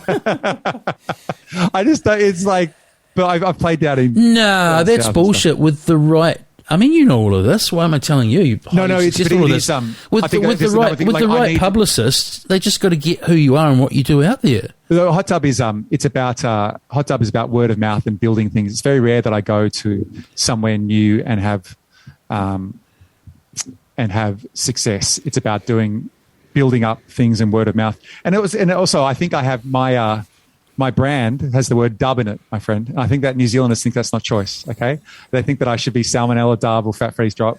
They go, imagine if like I'm playing. I got off in Rhythm and Vines a number of times, and it didn't work out. But I would love to just imagine I'm there playing Hot Dub Time Machine, and this guy's playing Cyndi Lauper, and it's not choice. What we've got to do is, if you do make it over here and there's a decent tour, I'll take as basic a role as driver, just so like we can hang out a bit. Well, I got an offer the other day for this. Spots. What does Mardi Gras mean in New Zealand? It depends. Like, are you meaning like, is it a big LBGTQ? It's like a big festival tour thing. Well, and when I lived in Melbourne, it's the big gay and lesbian festival. In Sydney, that's what a Mardi Gras is. It's a gay and lesbian. Well, that's the iconic Mardi Gras of Sydney. Yeah. Yeah, and then I got offered the Mardi Gras in New Zealand. Well, where in New Zealand? There's like 3. Is it the Gore Mardi Gras? The Palmerston North Mardi Gras? I know, but the Levin Mardi Gras that just like exist, don't they? Like, it's a term that just. I shouldn't probably. I need more context, Tom. It's not booked. I shouldn't probably. So when we go back to getting. So Owakuni Mardi Gras. There you go, mate. I think that's quite a big Mardi Gras. And then they were saying they would do a sideshow in Auckland as well. So, but hopefully that happens, mate. Well, I haven't put on an event in years, and I've got an event that totally is my event, and I'm financially invested in. That is happening in May. So we're just hitting the eye of the Omicron Hurricane. Get into it. It's a delight. Do you reckon that it will be good by May and then by June when you come over? I don't talk about COVID. What about you know that film? We've watched it a lot in Canto at the moment. We don't talk about. you got it, eh? Because you're a dirty road dog. You got COVID, eh? Yeah, man. Everyone got in Sydney got it. Yeah. We bathed Which in it one now. did you get? Don't know. It was. How do you know? Okay, how sick? How sick It was were you? mild as fuck. Okay, was it recently? Yeah. I in early January, which was the experience of a huge amount of. So that's people. Omicron. I'd say it was. You got the cron. But there's no way of knowing it. Did you give it to your kids? Don't go to No, I had. So it was a very intense period around New Year's Eve here in Sydney, and in Sydney and Melbourne, which is for. I don't know. Everyone knows you Kiwis and Aussie listeners probably, but we let it rip, and I was just so determined to get my New Year's Eve gigs done because as a DJ, that's going to be half of your yearly income, and given the way things have gone, these are two huge festivals, and they represented an enormous slice of my income. And then they're both in New South Wales. They're both in. No, there's Sydney. one in Victoria, in Melbourne, at Sydney Mire Music Bowl, which is a giant venue that I was very excited to play. Yeah. And then in New Year's Day is at Field Day, which is one of my all-time favourite festivals in Sydney that I was very excited to play at. But I was just terrified that I was going to get COVID before it. Terrified that the festivals would get cancelled and not happen. Fortunately, everything else got cancelled. These ones were backed by the government. Wow. So they stayed in there. We drove to Melbourne. Yeah. I made all my horn section, all my crew isolate with me in a little bubble. And we it's the most boring, drove down to Melbourne, stayed in an Airbnb miles away from anywhere, drove into the festival.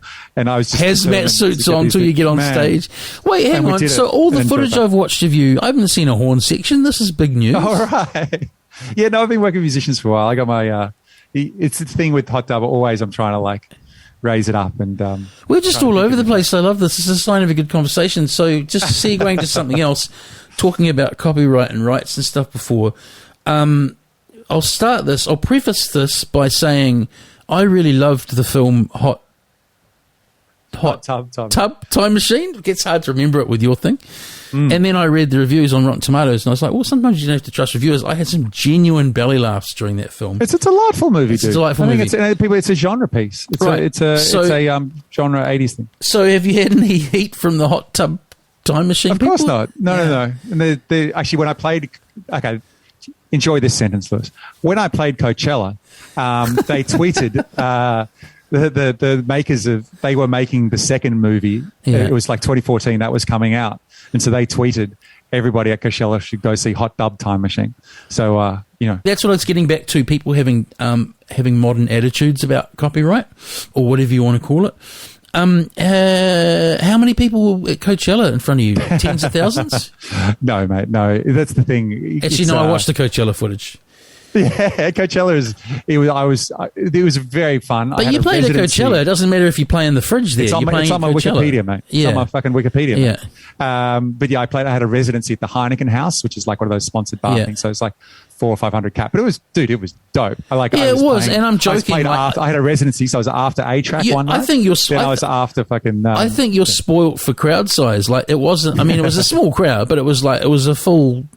But when I'm doing a thing, particularly with mainstream press, it's the first thing they'll go, so I hear you played Coachella. And then you're like, it was such a great experience. Have you ever watched that YouTube video at some sketch show of asking punters at Coachella like a bunch of band names that don't exist and saying like, have you watched that? It's so good, eh? You're going to see like Melonfoot. Oh man, I love Melonfoot. They're like, they got a real dark, kind of sound. Oh, I had a ball, man. Americans are like, it's just, there was a brief time there where it seemed like I was going to, the next natural thing was that I was going to take over in America and be a huge act there. And it didn't happen for a number of reasons, but there was the time. It was such a wild What time era are we into? What era? This is 2014 when I just hooked up with a manager. This is all very hard to do on one's own.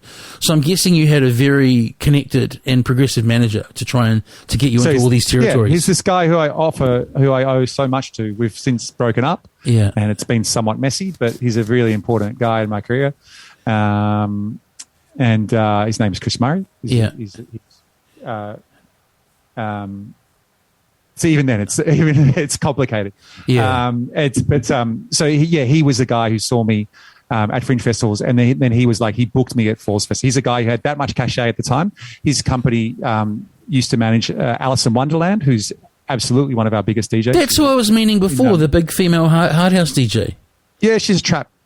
Trap, is she? Trap. Oh, yeah. She makes her own. She's fucking great, dude. Yeah. She's phenomenal. Alice, she's like, she doesn't, yeah, she's phenomenal. Hayden James, who's a So huge let me guy get this here. right. So he saw you, he's a manager, but he essentially, when he saw you at a festival, was like a old school record label A&R.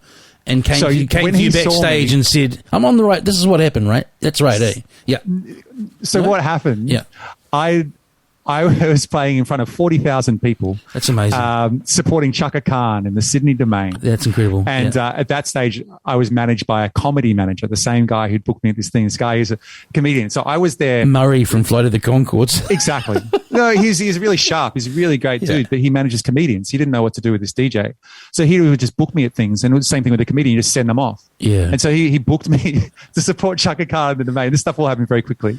And it just set Well, me you off. laugh at And I that. went That's in a there. great booking. That's It's a phenomenal booking, but Yeah. now I know you don't just send someone on their own to do a gig like that. Oh, you send my crew with God. them. You send people. So I was there DJing, and everything used to be VGA. Yeah. I would run the whole thing on these because I used to have 2 visual outputs and everything, and I plugged it in, and the curious they didn't give a shit. I was like this support DJ, whatever. And so I plugged it in, and one of the pins was bent on it. And because it's VGA, it means like one of the colors drops out. So it was Yeah. like filtered pink. Yeah. And but no one, they didn't think anything. Of course, that crowd was there to see Chaka Khan, but also there were 40,000 people sitting in the Domain. And so all of a sudden there's an idiot playing Stevie Wonder. And they're like, okay, this party is now great. And you set up everything on your own with no crew. All on my own, everything. So did you? How did he you? was in how- the crowd going, this kid needs some help. Needs some Let's, so yeah, I get it. I get it. Sorry, I kind of watered down the point you're making that he didn't see you like totally at your best, like like, ripping well, hot who- tub. He saw. Well, he's a guy who manages DJs who'd never heard of like, me. you Who's tri- like, you- 'cause this guy had come from the Adelaide Fringe. Which is- Who's playing for You 40,000 like people. trip over like a live mic, kadonk, you know, like Yeah. plug. And also he saw the crowd react and he was like, okay, the dollar signs flash in front of us. Great. It was a whole world back then, man, of scan converters and all the analog. Now that everything's digital is a wonderful thing. So are you meaning that even in that 10-year period that technology has advanced or your rig's advanced? Oh, of course, it was when I started out, it was all VGA and composite and component and What do you RCAs use and now? It was terrible. HDMI or SDI. Right, It's all okay. digital. That was all around then though, wasn't it? No, not in not Yeah, right. not in those early days. Well, Yeah. certainly not on the scale that I was doing. Yeah. HDMI was a. This is getting really boffiny now. So you don't even run audio out of your system through RCA. You go through what? What kind of cable then? Oh, these days, yeah, the audio's just like a normal. Oh, sorry. No, Audio's I've not got you. Oh, complex. no, sorry. Of course, an RCA feed for the audio from the. Yeah, I got it. It's Yeah, all- RCA. Yeah. There used to be component and composite video signals I got that went you, through Brian. I RCA got you. cables. I got you. There was a yellow one, a green one, and a blue one. This is But anyway, this is riveting stuff. Well, I'll tell you what. So this is one of my favorite stories, though. To Yeah. go back to, we went to America, and so Chris Muzz Murray, my former manager, Muzz, who's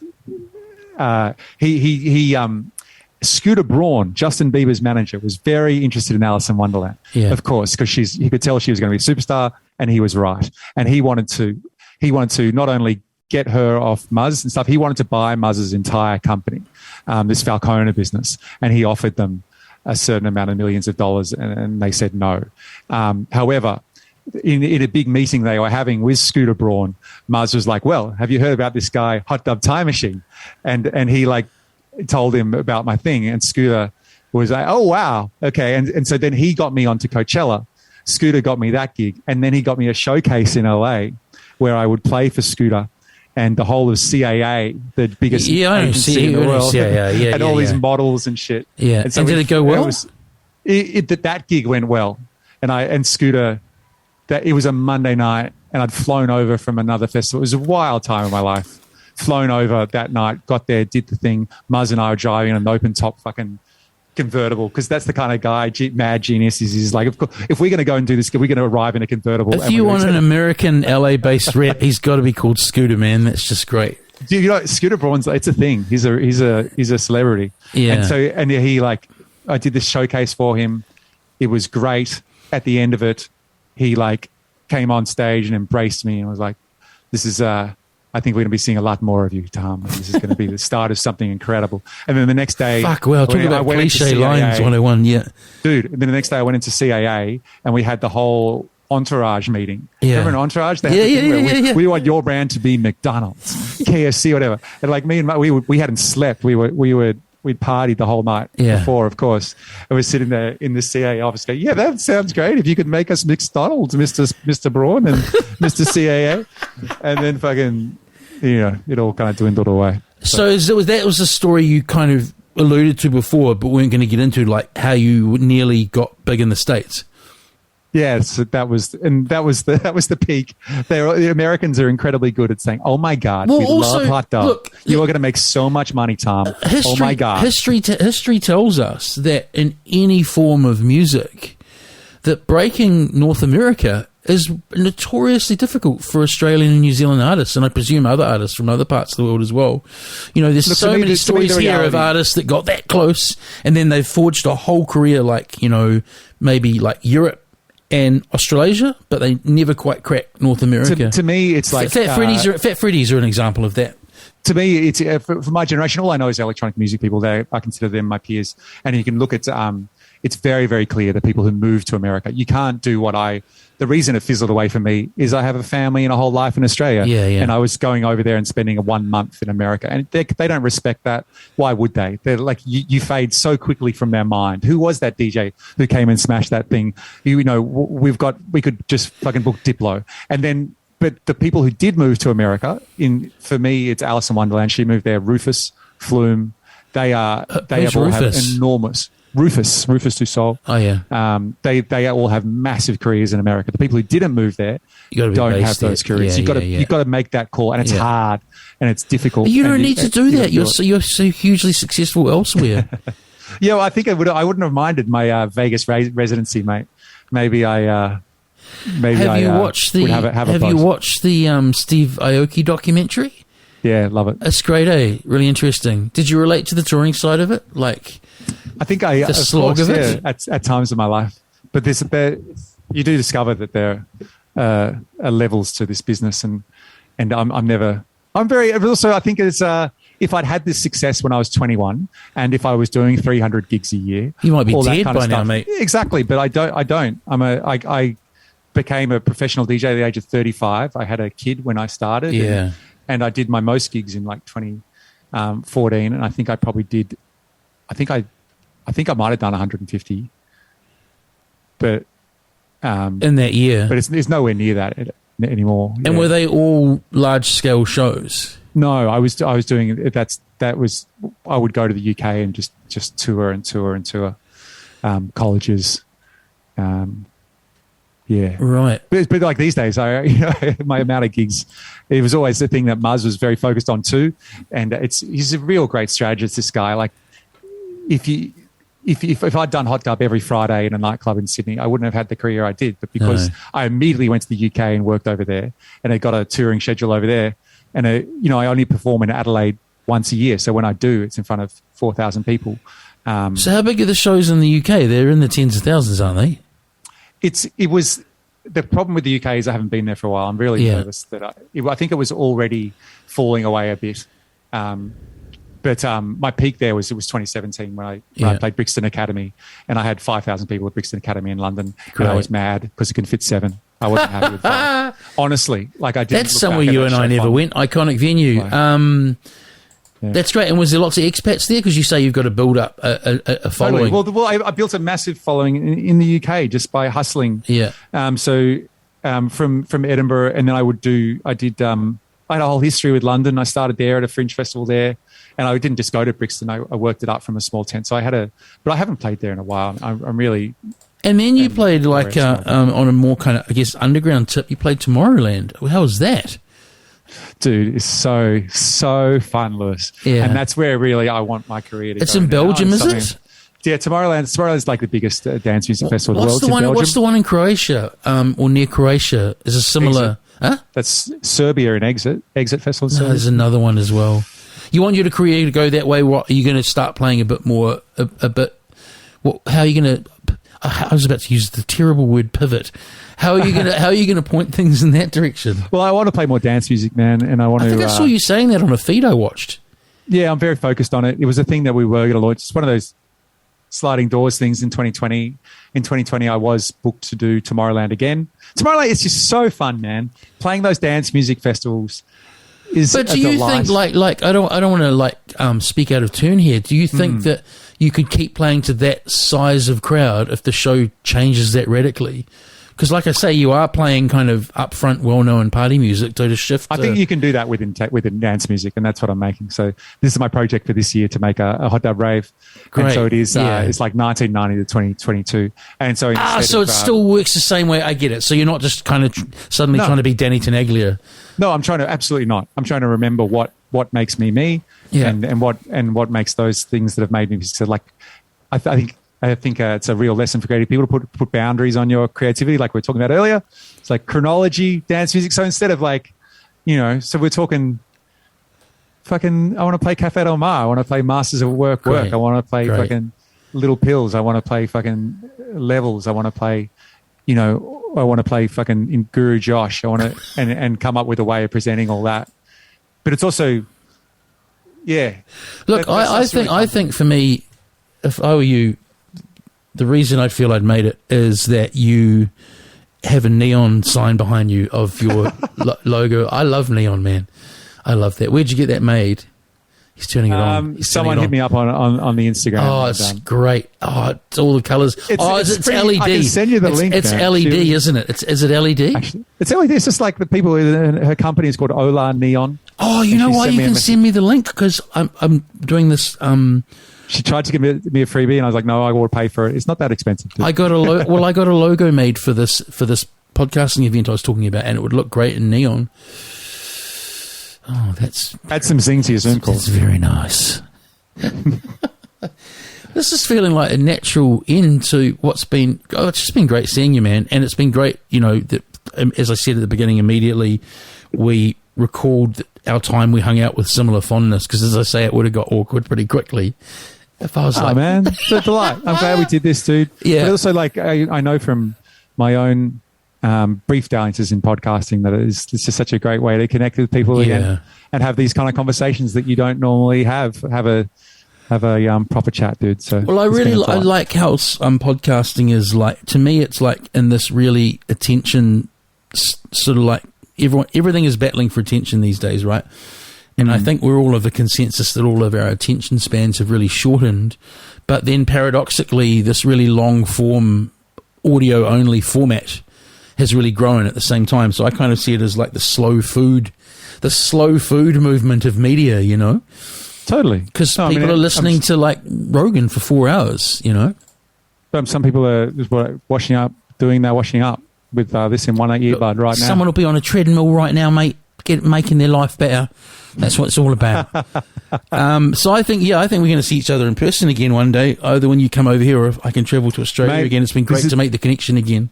Yeah, my dude. It's yeah. I keep this is the amount of times I've had gigs in New Zealand and had them cancel. However, this is happening. It will happen. I'll come over, mate. All right. Hey, all right. Love you, bro. Thank you, my dude.